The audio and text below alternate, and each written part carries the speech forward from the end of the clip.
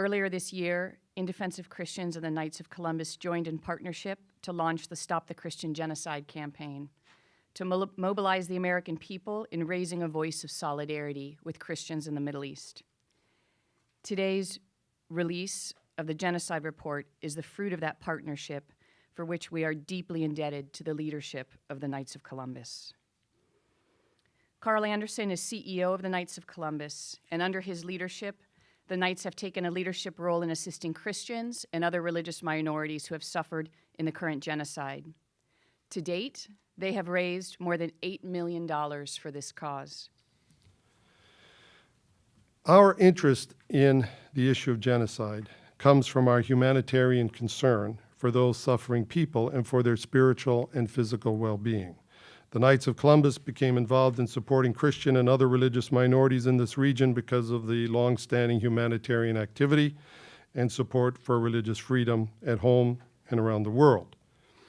Beginning in 2014, the organization began raising money for refugee relief in the Middle East, and these funds have helped Christian as well as Yazidi and Muslim individuals and families.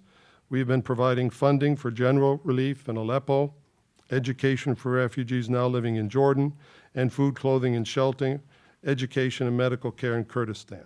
One of the clinics we fund in Dohuk have been visited by Yazidi women who recently escaped ISIS sexual slavery.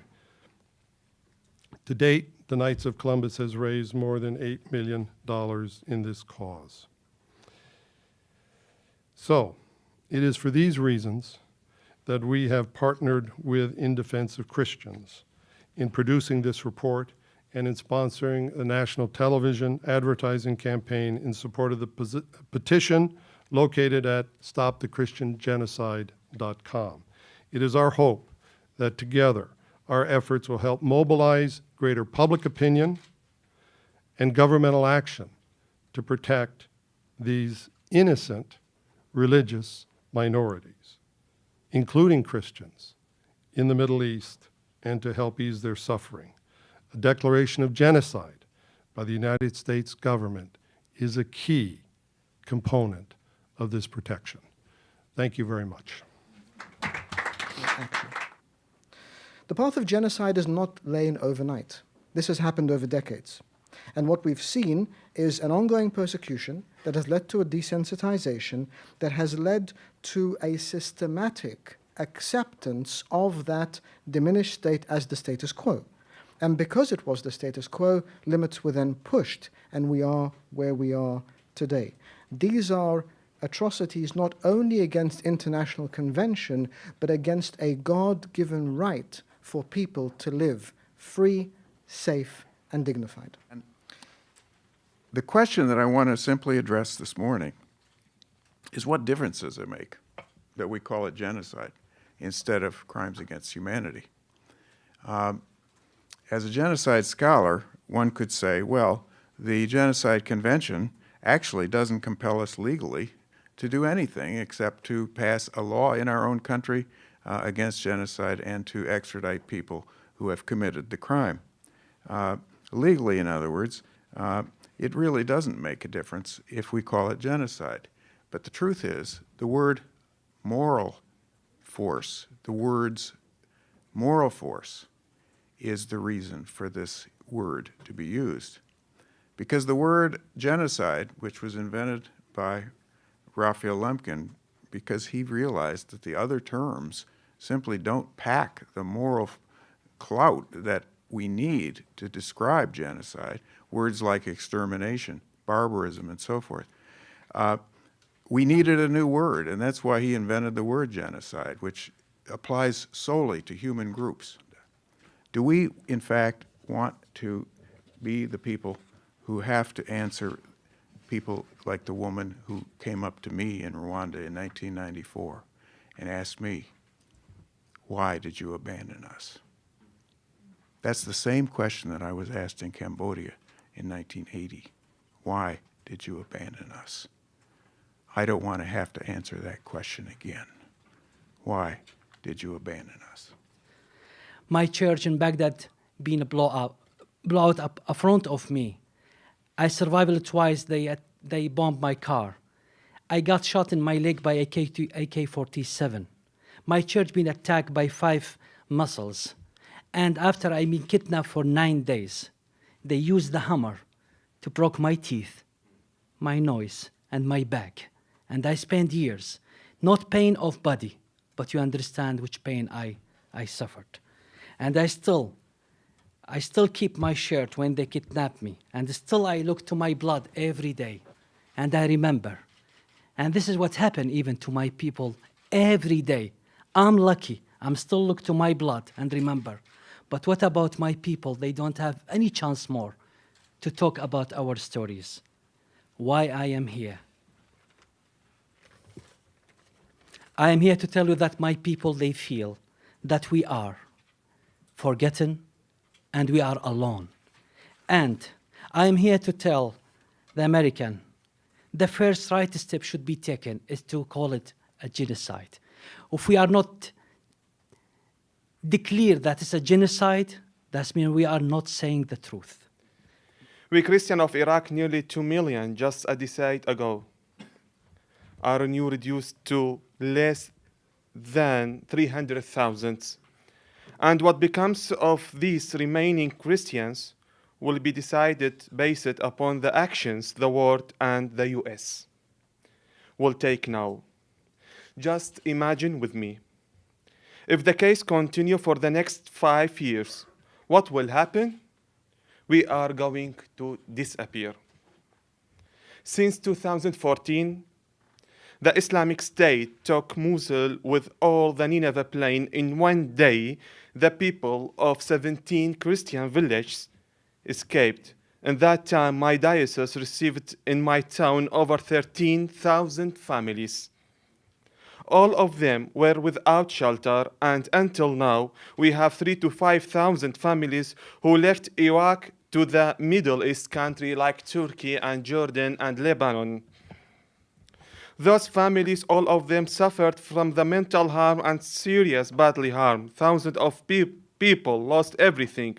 When you see your people killed, taken hostage, raped, the history of the people destroyed, their heritage and their culture wiped away and chased across the land. And then you see their prison destroyed, their houses stolen, and force them to flee to another land and live as homeless IDPs between different cities and cultures. Then, my dear friend, you have seen the reality of the Christian of Iraq today. If this is not genocide, then truly this word has no moral or legal meaning. On Friday, jihadists invaded a home for the elderly in Yemen. They killed 16 people and kidnapped a priest. 4 of those they killed were nuns from the Order of Mother Teresa. They were missionaries of charity. They handcuffed the women before they shot them in the head. This was on Friday. And do you know why they did it? Because they believed that they could. They believed they could get away with it. They believed that no one would hold them to account, and the truth that we must face today under present circumstances is that they might actually be right. I want to commend Carl Anderson and the Knights of Columbus for this incredible compilation. It really is the largest compilation existent of what has happened to the Christians in the path of ISIS. And it shows that as many Christians have been killed by ISIS as any other group, that this is irrefutable evidence that this is genocide, and they're still compiling it.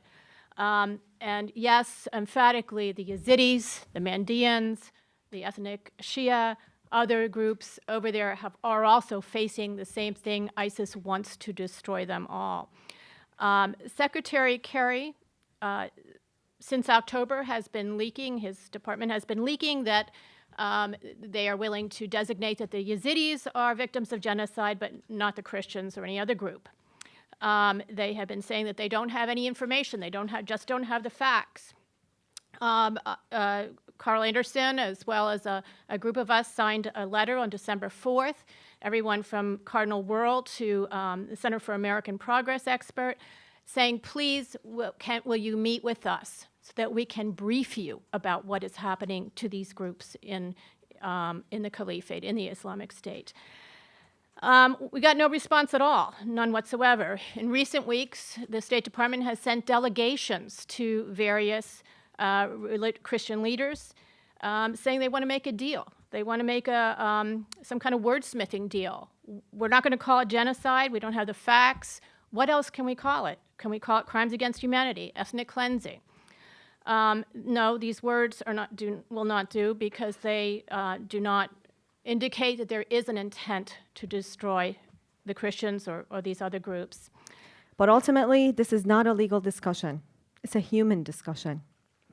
And as an Assyrian Christian who just returned from northern Iraq just 2 weeks ago, along with the Philos Project, I'd like to spend a few moments talking about what genocide, that is the intentional destruction of an entire people, looks like from ground up. Bodies are broken, family members killed, survivors sick and suffering, husbands watching their wives die of cancer because they have been reduced to poverty and they're too poor to buy medicine. Spirits are shattered, lost everything they have worked for their entire lives. Homeland overrun, future grim. Families are wrecked, death and immigration, depression. 2 weeks ago in Iraq, I met a little girl, only 3 years old, who was picked up and thrown against the wall, and she no longer can speak. Where is her father? Murdered because he was a Christian. Lawyers get paid to help their clients do right and to defend them when they do wrong. Mary McLeod is the legal advisor at the State Department. She's making her client look cruel, heartless, and clueless. She's not serving her client well. When the judgment of history comes, she's going to be one of the targets. And I rarely would ever talk as a legal ethics professor about the job that another lawyer is doing, but Secretary Kerry can't hide behind her. What we have is a case of genocide denial here. It's happened in the 30s, it happened in Rwanda, it happened in Darfur, it happened in Cambodia. How long is it going to take for the lawyers to get the message? On behalf of the board and staff of In Defense of Christians, I would like to thank Supreme Knight Carl Anderson and the Knights of Columbus for their invaluable leadership on this issue and this project. Christians in the Middle East are facing a crisis, the scale of which puts their very existence as a culture and community in the region in the balance. The solidarity with the Knights of Columbus have shouldered to come to their aid is a vital sign of unity between Christians around the world and goodness of the human spirit to come to aid our brothers and sisters in need.